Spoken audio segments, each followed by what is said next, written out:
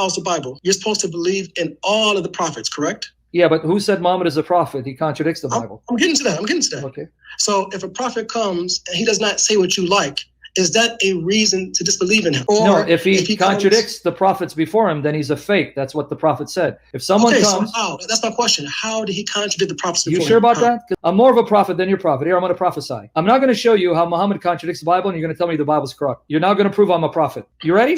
I'm ready. That's why I'm here. Yeah, go ahead. So why do I reject Muhammad? Because he contradicts the Bible that shows that Muhammad cannot be a true prophet sent by the same God that sent the prophets and sent his son Jesus. Because here, let me show you. Let's go to John 10:36. Let's see what Jesus says. John 10:36. Are you saying of him whom the Father sanctified and sent into the world, you are blaspheming because I said I am the Son of God? So here Jesus says, I am the Son of God. That's one. Now, can you go to John 6:35? Can you stop Well, there? hold on.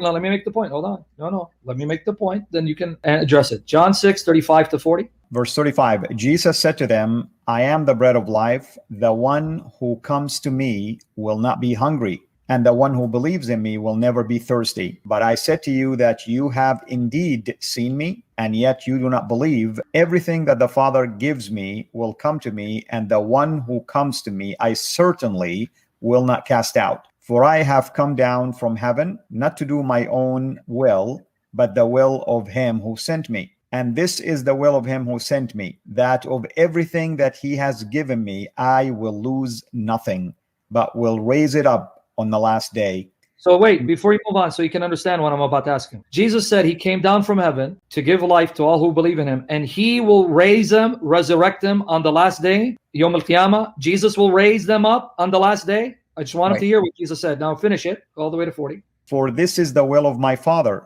that everyone who sees the Son and believes in him will have eternal life, and I myself will raise him up on the last day. So that your prophet agree Jesus is the Son of God who came down from heaven, and that Jesus, the Son of God, will at the last day, he will resurrect the dead at the last day. Now, did the earlier prophets ever say that God had a son? Yes, Proverbs 30 verse 4. Who has ascended into heaven and descended, who has gathered the wind in his fists, who has wrapped the waters in his garment, who has established all the ends of the earth. What is his name or his son's name?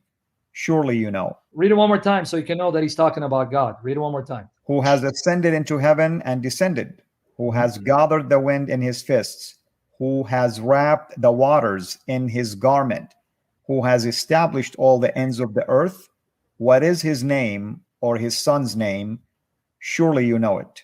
Now go to Psalm 2 verse 7 and 12. Psalm 2 verse 7 and 12. I will announce the decree of the Lord. He said to me, you are my son. Today I have fathered you, or I have begotten you, depending on the translation. Kiss the Son, that he not be angry and you perish on the way, for his wrath may be kindled quickly. How blessed are all who take refuge in him. So Jesus said he's the Son of God that came down from heaven, and he as the Son of God will resurrect the dead at the last day. Did your prophet agree with that? Of course not. So you see why I said that according to my Bible, your prophet is an antichrist. So you're saying Moses is an antichrist as well? No. Because the Jews did not believe that Jesus was the Son of God. And they wait, so Jesus, you're admitting Jesus existed at the time of Moses? I want everyone to hear this. So you believe Jesus existed at the time of Moses?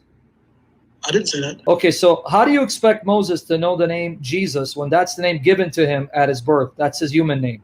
So you're admitting that Moses did not pray to Jesus, correct? No, I admit Jesus was there, and Moses knew Jesus, but not as the name Jesus. He knew him as an angel of the Lord. Who did he pray to when he directed his prayer? He prayed to the angel of the Lord as his God. I'm answering you. He prayed to the angel of the Lord as his God because they knew this angel wasn't a creature, but the messenger sent by the Father who was their God. Go to Genesis 48, 15 to 16. Let me show you who they prayed to. Genesis 48, 15 to 16. So you didn't answer my question again, right? But it's okay. No, I'll answer. What's the question again? Okay, so as far as the words of Jesus in John, as he goes to Genesis 48, 15 to 16, this is Jacob praying for his grandchildren, the sons of Yusuf. As far as Jesus saying, I came down from heaven, I was in heaven and I came down, and I'm the Son of God who will raise the dead at the last day. Do you agree that the Quran and your prophet contradict those words? I agree, yes. And so from a Christian perspective who doesn't believe in your Quran but the Bible, do you see why now I reject your prophet as an antichrist?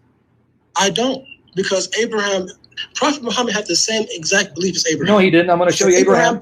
Abraham No, he never didn't. taught his followers that Jesus would resurrect the dead. You want to bet? Let me show you what Jesus says about Abraham and show you where Jesus appeared to Abraham. Let's go to John 8:56-59. See, you're only digging your hole deeper when you keep telling me this stuff because you don't know my Bible. But let me show you what Jesus said about Abraham and then show you where Jesus appeared to Abraham. John 8:56-59. All right, verse 56 reads, "Your father Abraham was overjoyed that he would see my day, and he saw it and rejoiced." Now, before you go on, do you believe that? What Jesus just said? That Abraham saw him and he saw Abraham, and Abraham rejoiced at seeing Jesus? Do you believe that? I can't say I believe that because it's not, like I said, it's not in the original form. So you just proved I'm a prophet. Al-Masihu Akbar. Didn't I not just say? No, I didn't say it's corrupted. Okay, so is that corrupt? I didn't say it's corrupted. I said I can't affirm that that's true because I'm not sure that that is the authentic words of Jesus. You just Al-Masihu Akbar because you now doubt its authenticity. I just said that's what you're going to do. No, you said I would say it's corrupted. I didn't say it's corrupted. So when you say I don't know if it's authentic, what are you saying? I said I can't. If someone says I can't confirm or deny, sure, okay, good. Because even if I said I confirm that those are the words of Jesus, okay, we also have to look now. What did he mean by those words? Very easy. He's going to tell you what he meant. He doesn't need your scholars to interpret. He doesn't need your scholars to interpret. Read on. John 8:56-59. You don't have Jesus explaining those John, yes, verses. he does in 58. Be patient before you embarrass yourself further. He does. John 8:56-59. Read it. All right, 57. "So the Jews said to him, 'You are not yet 50 years old, and you have seen Abraham?' Jesus said to them, 'Truly, truly, I say to you, before Abraham was born, I am.' Therefore, they picked up stones to throw at him, but Jesus hid himself and left the temple grounds." So did you hear what Jesus just said when they asked him? Well, let me finish what he said before you jump in, because you think you're going to refute me.